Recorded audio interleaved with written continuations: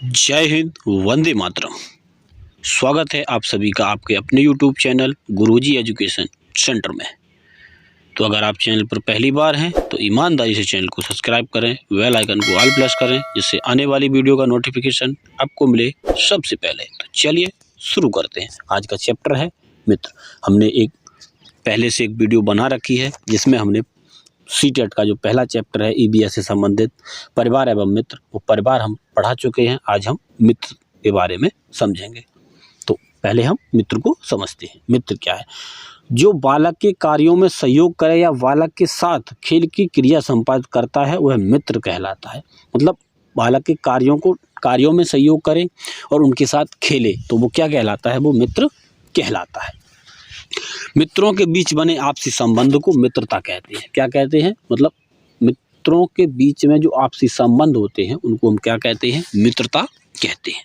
ठीक है, समझ में आया? अब आगे समझते हैं मित्रता के प्रकार। मित्रता कितने प्रकार की होती है? तो मित्रता के प्रकार मुख्य रूप से 3 भागों में मित्रता को बांटा गया है, जिसमें पहली है उपयोगिता की मित्रता, आनंद की मित्रता और सच्ची मित्रता। 3 तरह की मित्रता को बांटा गया है। ठीक है, अब हम एक एक को बारीकी से समझते हैं। पहले हम समझते हैं उपयोगिता की मित्रता। यह वह मित्रता का वह प्रकार है जिसमें बालक सहयोग करने पर, काम में आने पर संबंध को बरकरार रखता है और नकारात्मक होने पर उसे समाप्त कर देता है। मतलब ऐसी मित्रता अभी फिलहाल में इस जमाने में कलयुग में खूब चल रही है।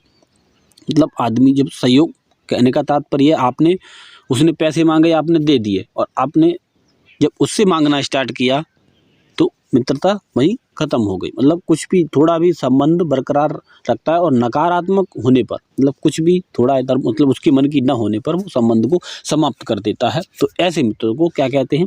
उपयोगिता की मित्रता कहते हैं। ठीक है, समझ में आया? मतलब कहने का तात्पर्य किसी से पैसे उधार ले लिए, अब उसके पैसे वापस नहीं करते, अब एक दूसरे के बीच नकारात्मकता उत्पन्न हो गई और संबंध वहीं खत्म हो गया। अब आगे समझते हैं आनंद की मित्रता। क्या है? आनंद की मित्रता। यह मित्रता वह प्रकार है जिसमें बालक केवल आनंद तक ही अपने आप को सीमित रखता है या संबंध का निर्माण किया करता है। मतलब आनंदित, मतलब खेल वाली मित्रता आप समझ सकते हैं। वह मित्रता जिसमें जो खेल के माध्यम से बच्चे अभी खेलना चाह रहे हैं तो वो मित्रता जो करते हैं तो उसे हम आनंद की मित्रता कहते हैं। मतलब वो खेलने के लिए ही मित्रता को करते हैं। जैसे कॉलेज की मित्रता है तो कॉलेज में रहते हैं, स्कूल की मित्रता है तो वो सिर्फ साथ में मित्रता क्यों करते हैं? क्योंकि वो खोलने के लिए, और खेलने के बाद ही उससे ही आगे चल के सच्ची मित्रता का निर्माण होता है। अब लास्ट हम समझते हैं सच्ची मित्रता।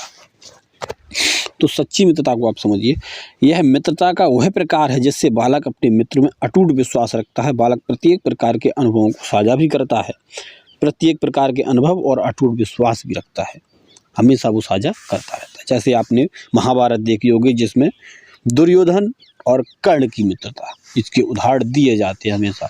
जैसे श्री कृष्ण और सुदामा की मित्रता, इन्हें एक दूसरे पर बहुत ही ज़्यादा विश्वास था। और दुर्योधन और कर्ण की मित्रता तो बहुत ही आगे चल के है, क्योंकि कर्ण ने उनसे मित्रता की, दुर्योधन से मित्रता की, लेकिन कर्ण सब कुछ जानता था, बहुत बड़ा ज्ञानी था और महादानी भी था, लेकिन वो सब जानता था, लेकिन मित्रता उसने इसीलिए निभाई।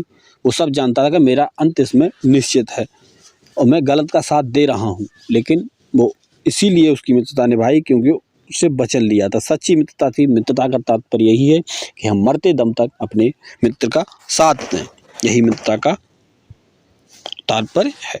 हम आपको इन चैप्टरों को बारीकी से समझाएंगे। जैसे पहला परिवार है, मित्र है, फिर उसके बाद भोजन है, आश्रय है, जल है, फिर यात्राएं हैं, हम जो सोचते हैं, जो करते हैं ये, और संबंध, कार्य एवं खेल, और पशुएं, पौधे।